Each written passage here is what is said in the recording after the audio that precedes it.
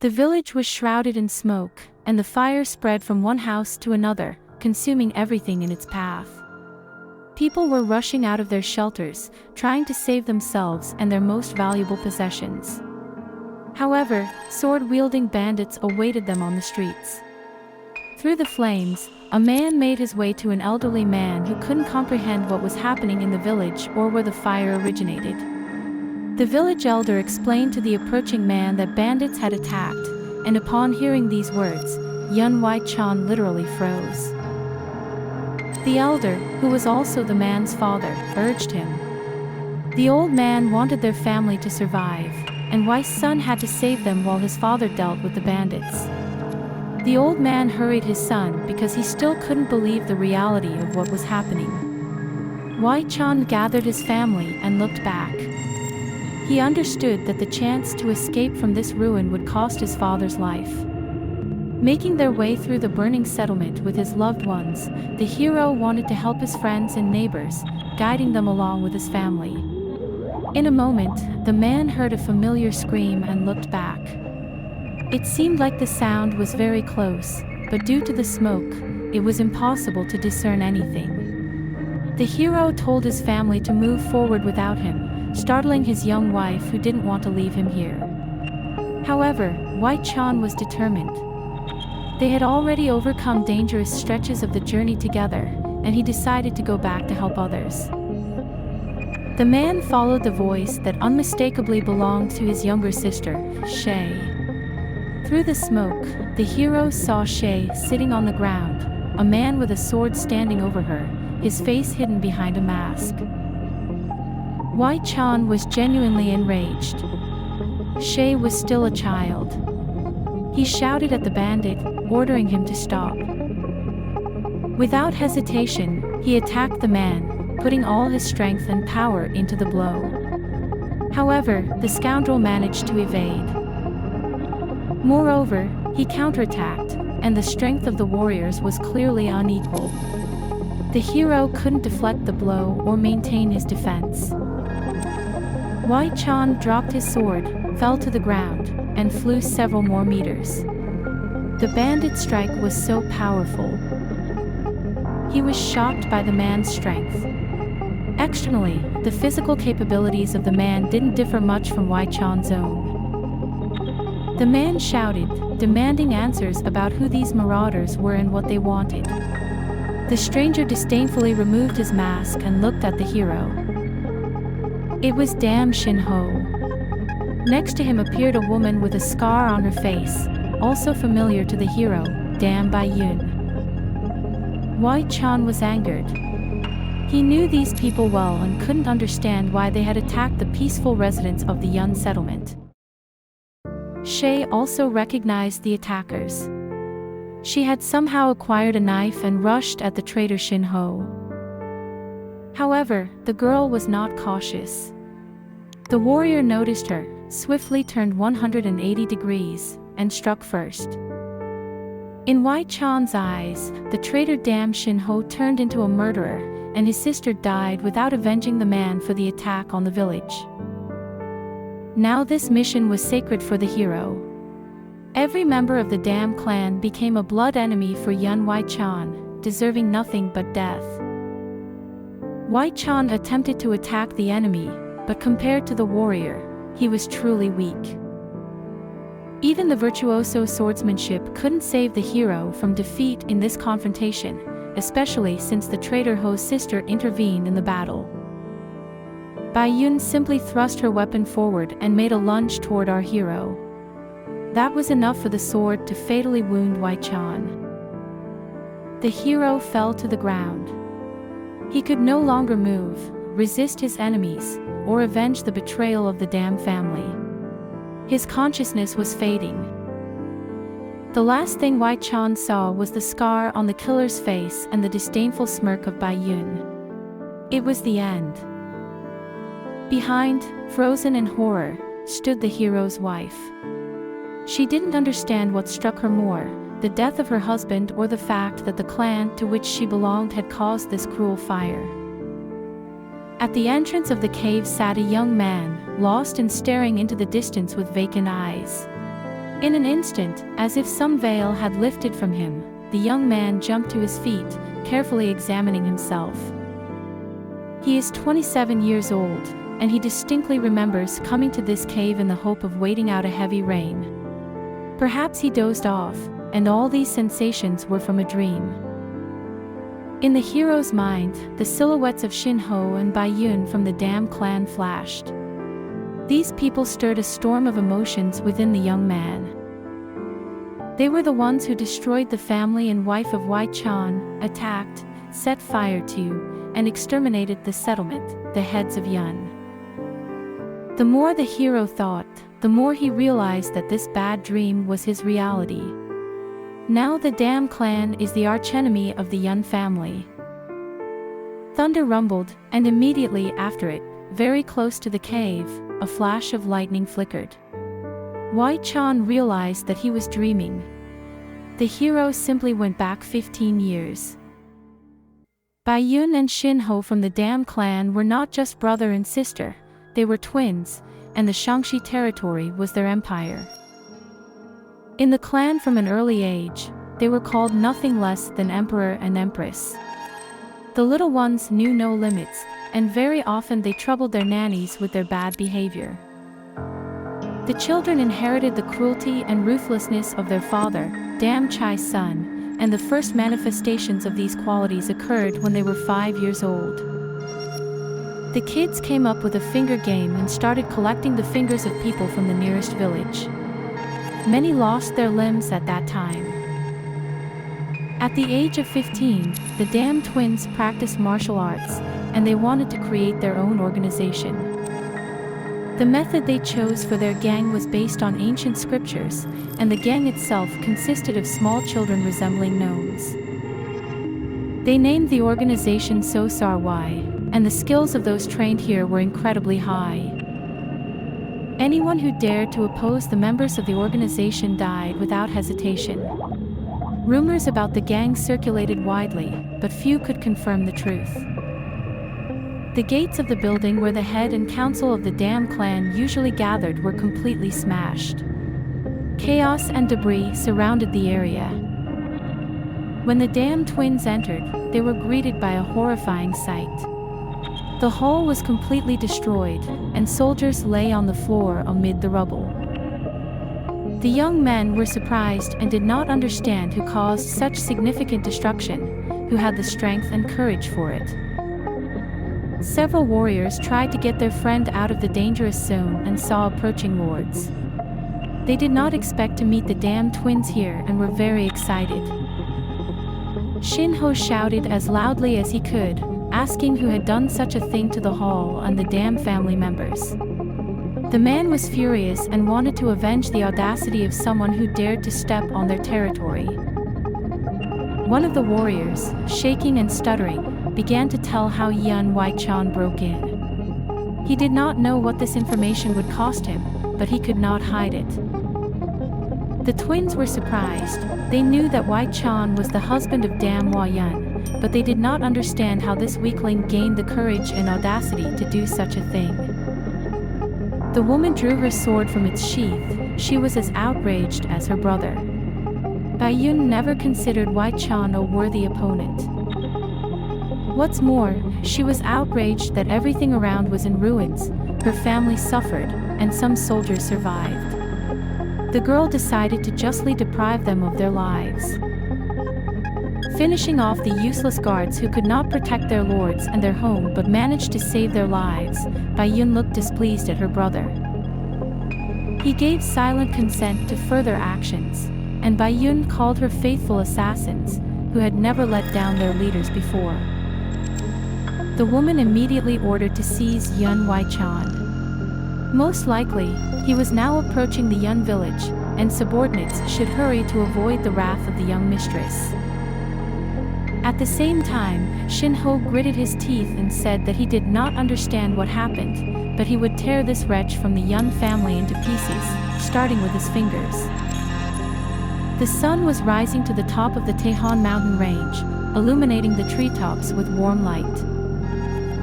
Hwi Jeong leisurely walked along the forest road past the trees and felt someone's invisible presence. someone was watching him. By the barely noticeable rustling and sounds, the hero assumed that it could be none other than assassins sent by the damned twins.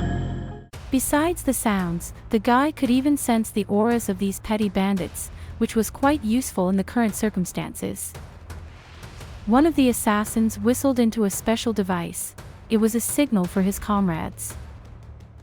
The leaves rustled, and bright flashes exploded one after another in the treetops. Wei Chan looked up carefully. He had heard about the damned twins' petty bandits but had never encountered them before, especially in such circumstances.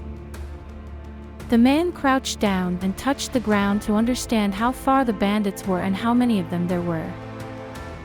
The result was as expected. The hero jumped, and behind him, a column of roadside dust and small stones rose. His pursuers were not one or even two people.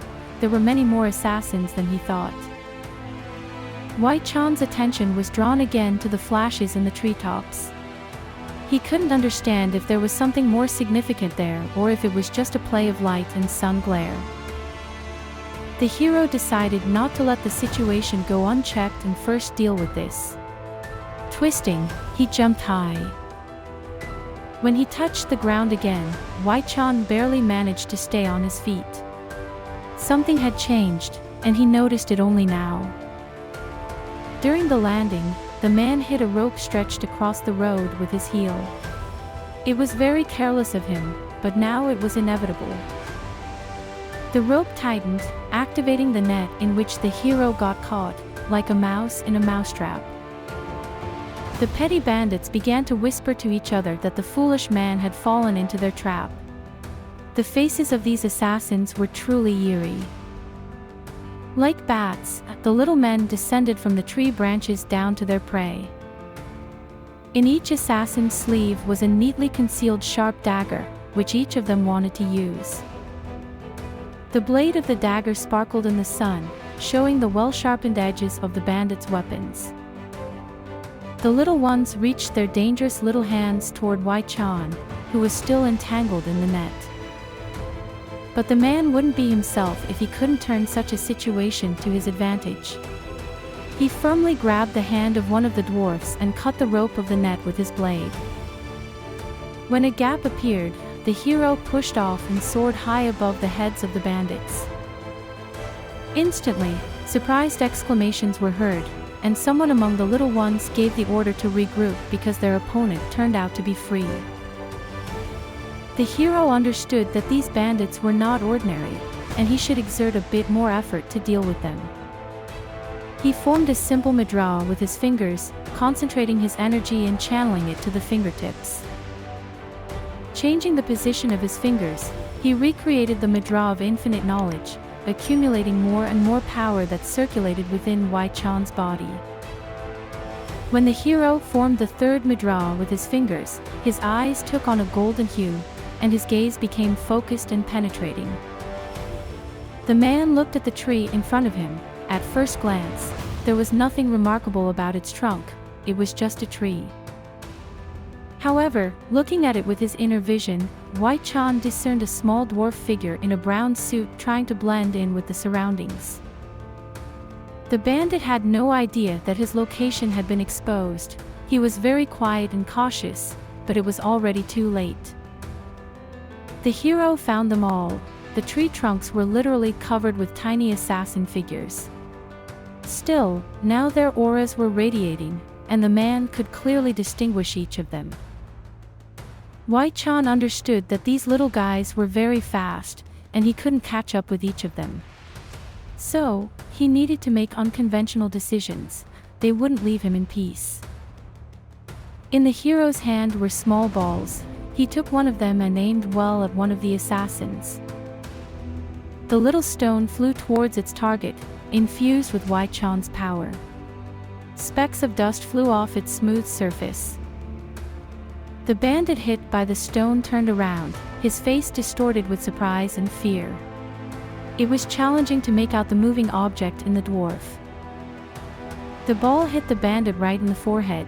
He didn't have time to make a sound, just stared in astonishment and began to fall.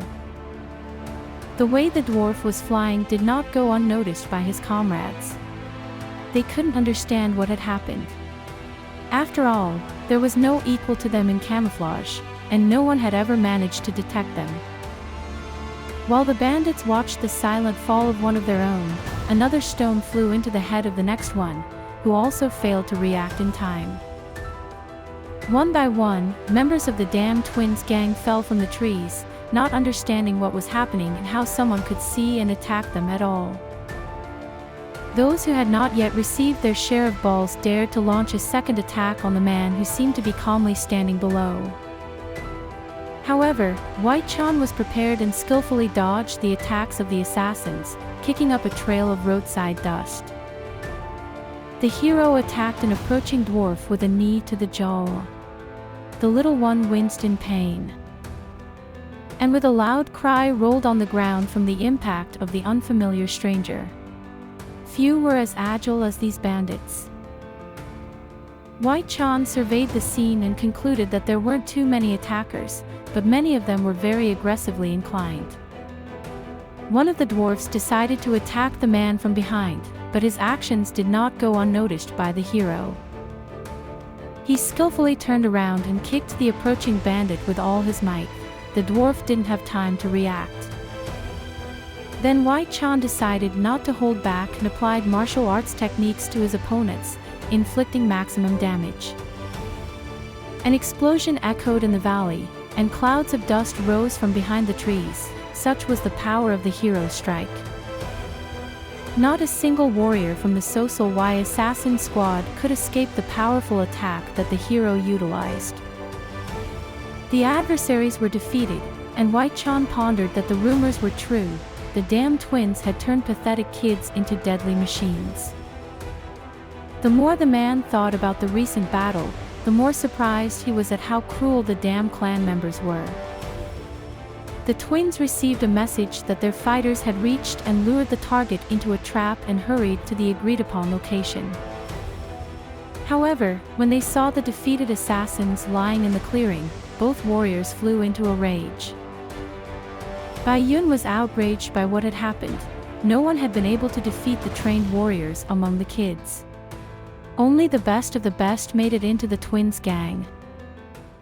Suddenly, a guy jumped from a tree, and the couple stared at him in astonishment, not understanding what was happening. White Chan landed right in front of the twins and disdainfully looked at his wife's relatives. The twins frowned displeasedly. They thought the man had escaped, but he confidently looked them in the eyes without fear or doubt. Shin Ho asked Chan if it was true that the clan's revenge was the work of White Chan. The man confirmed and smirked, provoking the twins. Unable to contain herself, Bai Yun, under her own thunderous scream, drew her sword from the sheath. She couldn't tolerate the contempt with which the man spoke about the death of her loved ones and launched a powerful strike. White Chan was ready for the attack and quickly gathered energy in one of the techniques familiar to him. The man erected a quite powerful shield that easily deflected Bai Yun's strike. Her efforts were in vain, and her anger only increased. The girl stared incredulously at White Chan. She couldn't believe that this upstart could skillfully control energy and successfully repel one of her powerful strikes. Meanwhile, Shin Ho attempted to strike the man from behind, but the hero noticed him in time. Without turning around, the man parried the sword strike from his twin brother, and at that moment, the hero's palms sparkled with a golden light. This surprised Shin Ho. Such mastery was only accessible to very few. How did they not perceive the threat in this person? Shin Ho froze, mouth agape in astonishment. Seizing the momentary weakness of his opponent, White Chan grabbed the twin's hand holding the sword. Without exerting much effort, the hero disarmed the opponent, further astonishing Shin Ho. However, in an instant, the twin received a powerful kick to the jaw and went flying to the ground. It's worth noting that the strike was so forceful that Shin Ho was dragged across the ground for about 10 meters before his body came to a halt. His sister rushed to help with disdain and fury. Though she was late, she had no intention of giving up. The girl aimed her sword at the opponent, but Hwi Jeong stopped the blade with his bare hands. He simply grabbed the edge of the blade and wrested the weapon from Bai Yun's hands. The girl stared in amazement at what was happening and couldn't find words, not even curses, to respond to the man. In desperation, she began to step back slowly, tripping over a stone.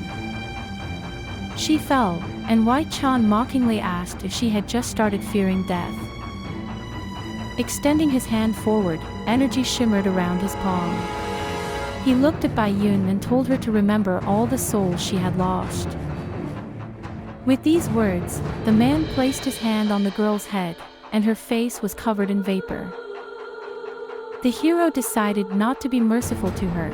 Since Bai Yun showed no mercy to others, he applied a draining technique, extracting life energy from the girl's body. Gradually, her body transformed into a semblance of a human, a skeleton covered with skin. It was a horrifying sight. After a moment, Bai Yun collapsed to the ground. She was no longer herself. She no longer existed. The hero heard some movement behind him and became alert. He hadn't finished off all his opponents. Shin Ho was approaching the man. He was in a terrible state, but he could still stand on his feet, and he was furious. He wanted revenge for his sister. Shin Ho's clothes were torn at the seams, and tatters hung from his body, but where it ripped, his body was visible, acquiring a strange greenish hue. Right before Hwi Jeong's eyes, this man was transforming into a real monster. Energy enveloped the man's body during the transformation. It was unexpected and incomprehensible. The hero witnessed such a phenomenon for the first time and couldn't believe his eyes. In front of the man stood a green monster with a human body, an animalistic grin, and huge muscles. Hwi Jeong looked at his old acquaintance and asked if his current appearance was the result of taking the strange pills that Shin Ho had been consuming by the handful. It turned out that the creature was quite intelligent. At least, it replied that the Shangxi Dam pills were no ordinary tablets. These pills were intended only for direct descendants of the Dam family, who would become leaders of their clan in the future. The pills contained a concentrate of internal energy and spiritual enlightenment. To someone as unenlightened as young Hwi Jeong, this meant very little. Still, the man was surprised that this fool knew anything about the remarkable gifts of the Shangxi Dam. However, the green monster decided not to reveal any family secrets to the man and simply squash him like a little bug. But the hero had no intention of giving up.